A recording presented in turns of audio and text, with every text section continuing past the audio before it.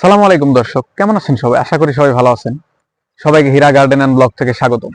আমার হাতে যে গাছটি দেখতে পাচ্ছেন, এটি হচ্ছে মরিচ গাছ। অনেকে হয়তো বুঝতে পারছেন আজকে আলোচনাটা আসলে কি নিয়ে করতে যাচ্ছি।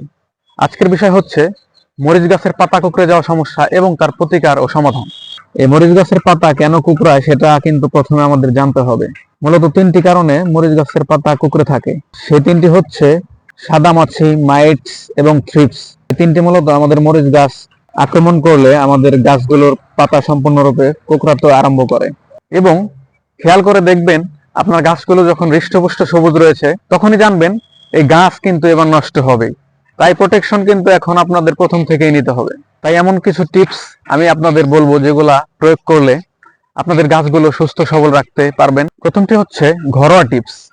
আপনার বাড়িতে যে রসুন রয়েছে সেই রসুনের 4-5টি কোয়াশ ছেঁচে নির্যাস বের করে নিতে হবে এবং সেই নির্যাসের সাথে 1 চা চামচ নিম তেল মিশিয়ে 1 লিটার পানির সাথে সুস্থ অথবা অসুস্থ গাছে স্প্রে করতে হবে। যদিও অসুস্থ গাছে স্প্রে করলে গাছ ঠিক হওয়ার সম্ভাবনা 70 থেকে 80%, কিন্তু সুস্থ গাছে স্প্রে করলে তার রোগ প্রতিরোধ ক্ষমতা বেড়ে যাবে এবং গাছটি রোগমুক্ত থাকবে এবং এতে করে পরবর্তীতে আর কোঁকড়াবে না ইনশাআল্লাহ। কারণ মাইটস, সাদামাছি আর থ্রিপস এর উপর রসুনের প্রভাব খুব তাড়াতাড়ি বিস্তার করে থাকে। আরেকটি পদ্ধতি হচ্ছে শ্যাম্পু প্রোটেকশন। 2-3 টাকা দিয়ে একটি শ্যাম্পু কিনে 1 লিটার পানির সাথে মিশিয়ে গাছে স্প্রে করলেও কিন্তু আপনি মাইটস, থ্রিপস এবং সাদামাছি থেকে রেহাই পেয়ে যাবেন। এই শ্যাম্পু শুধু পাতা কোঁকড়ানো থেকেই পরিত্রাণ দেবে তা নয়, বিভিন্ন লার্ভাজনিত রোগ থেকেও আপনাকে পরিত্রাণ দেবে।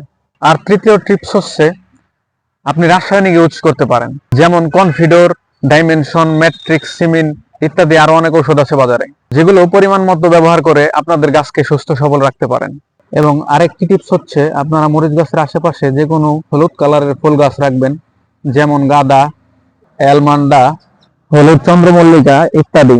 কারণ সাদামাছি, থ্রিপস, মাইটস এগুলা হলুদ কালারের প্রতি আকৃষ্ট, এতে করে তারা এমনিতেই হলুদ গাছে চলে যাবে আর আপনার মরিচ গাছ আক্রান্ত হওয়ার সম্ভাবনাও কমে যাবে। তো আজকের ভিডিওতে আমরা জানলাম মরিচ গাছ কোঁকড়ানো সমস্যা এবং তার প্রতিকার সম্বন্ধে। ভিডিওটি কেমন লাগলো অবশ্যই কমেন্ট করে জানাবেন এবং ভিডিওটি ভালো লাগলে সাবস্ক্রাইব করতে ভুলবেন না। দেখা হবে পরের নতুন কোনো ভিডিও নিয়ে। সে পর্যন্ত সবাই সঙ্গেই থাকবেন। আসসালামু আলাইকুম।